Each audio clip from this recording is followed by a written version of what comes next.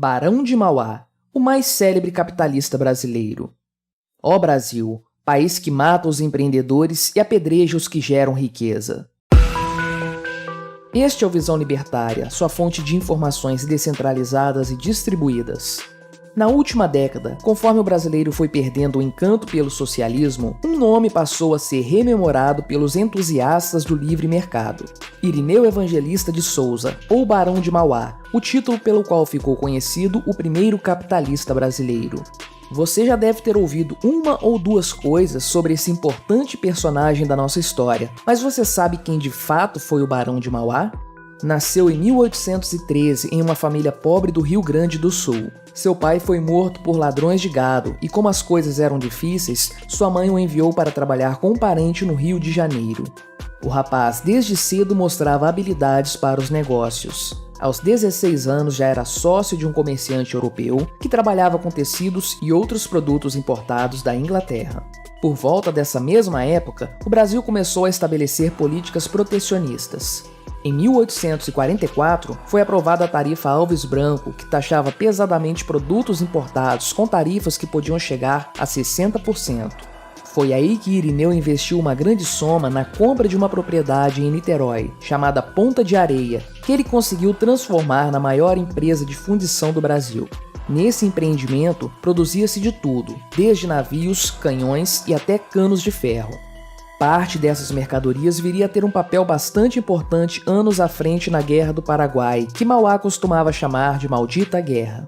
Foi também nessa época que Mauá começou a demonstrar estar muito à frente de seu tempo, já que na compra desse imóvel, Mauá libertou os 28 escravos da propriedade e contratou trabalhadores ingleses especializados para os serviços que passariam a realizar. Nessa época, o governo brasileiro chegou a contratar com a empresa de Irineu uma grande encomenda de canos de ferro para a canalização do rio Maracanã.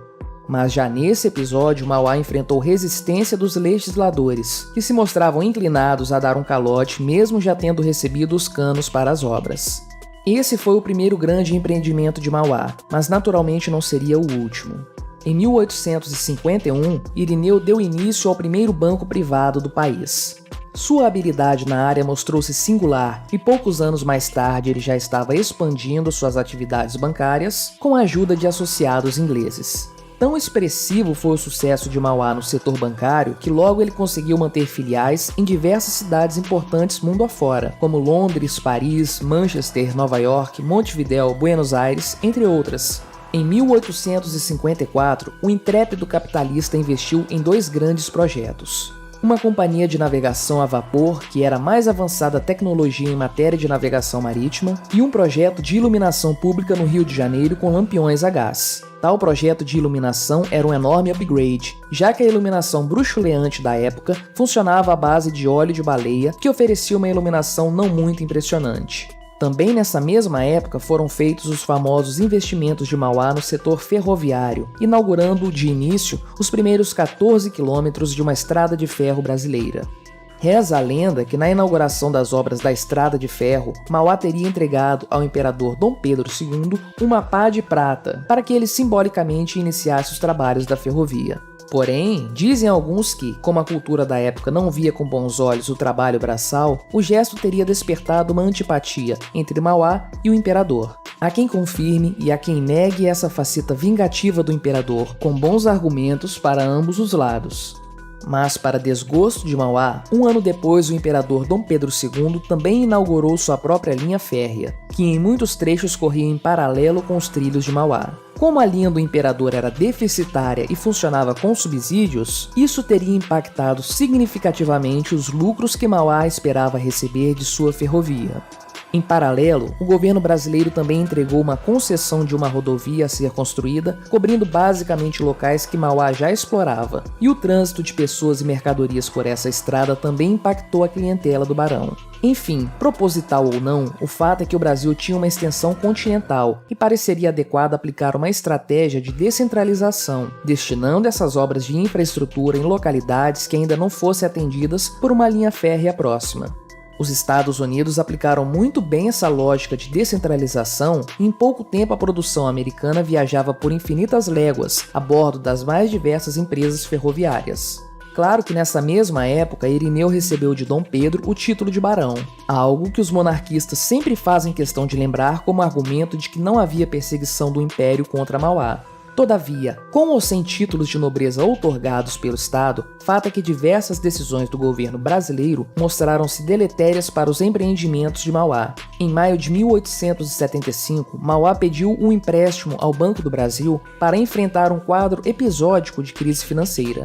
O Banco do Brasil negou o empréstimo e Mauá teve que abrir falência. O que é estranho é que, apesar da crise circunstancial, os investimentos de Mauá eram sólidos, tanto que, vendendo seus ativos e liquidando o passivo, Mauá terminou com um saldo positivo de 1 milhão de libras esterlinas, uma boa fortuna para a época. Mas se os ativos de Mauá superavam tanto o seu passivo, por que ainda assim ele não conseguiu um empréstimo para atravessar aquele mau momento? Bem, é difícil saber, mas tal como já mencionamos no início, o certo é que o capitalista sempre teve opositores, e Mauá sabidamente tinha alguns desafetos no legislativo brasileiro. Enfim, embora enfrentasse circunstâncias adversas, Mauá tem o mérito de tentar levar nas costas um país cuja cultura ainda era escravista e que não poderia ser mudada por um único homem, por mais talentoso que fosse. Quem conhece um pouco de história americana sabe que no fim do século XIX, os Estados Unidos passavam por um boom de inovação e investimento industrial. Já por aqui, tivemos poucos homens dispostos a olhar para o futuro, razão pela qual Mauá acabou abraçando todas as demandas brasileiras, desde fundição, ferrovias, esgoto, iluminação e até sistema financeiro. E tudo isso, muitas vezes, com o estorvo estatal. Apesar dos pesares, a história de Mauá certamente deixa várias preciosas lições para investidores e para aqueles que querem entender o Brasil. Mauá desde cedo teve muitas influências dos ingleses, dos quais sempre buscou inspiração. Isso pode explicar em grande medida a razão de Mauá ser tão diferente do brasileiro padrão. Mauá sempre fazia questão de enfatizar o espírito de associação inglês, que naquele momento já havia proporcionado centenas de léguas de trilhos nas terras da rainha, um feito que, aliás, haveria de ser repetido e até superado nos Estados Unidos.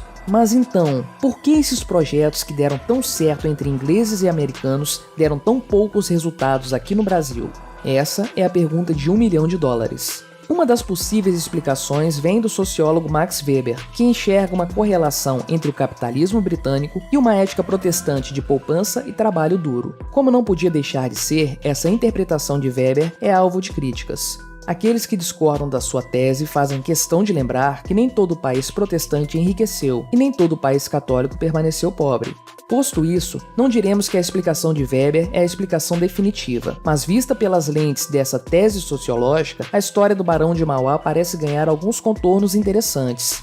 Ironicamente, ao longo de sua história, o Brasil produziu tão poucos casos de sucesso que o Barão de Mauá chega a ser visto como o melhor de nossos capitalistas, mesmo que tenha morrido falido. Em contrapartida, a cultura anglo-americana enaltece a inovação e o nome dos homens que moldaram a economia mais forte do mundo. Pobre Brasil, que mata os seus capitalistas. Enfim, essa foi uma abordagem bastante resumida da história de Irineu Evangelista, o famoso Barão de Mauá. Será que 5 homens iguais a ele, nascendo juntos no século XIX, teriam a força suficiente para mudar o destino do Brasil? Infelizmente, nós jamais saberemos. Obrigado por sua audiência. Este artigo foi escrito por Rodolfo Andrello, revisado por JJ Liber e narrado por mim, Quintessência. Se você gostou deste vídeo, clique no ícone de curtir abaixo e compartilhe o vídeo em suas redes sociais. Se você deseja ser notificado de outros vídeos, clique em se inscrever e depois no ícone da campainha. Até a próxima!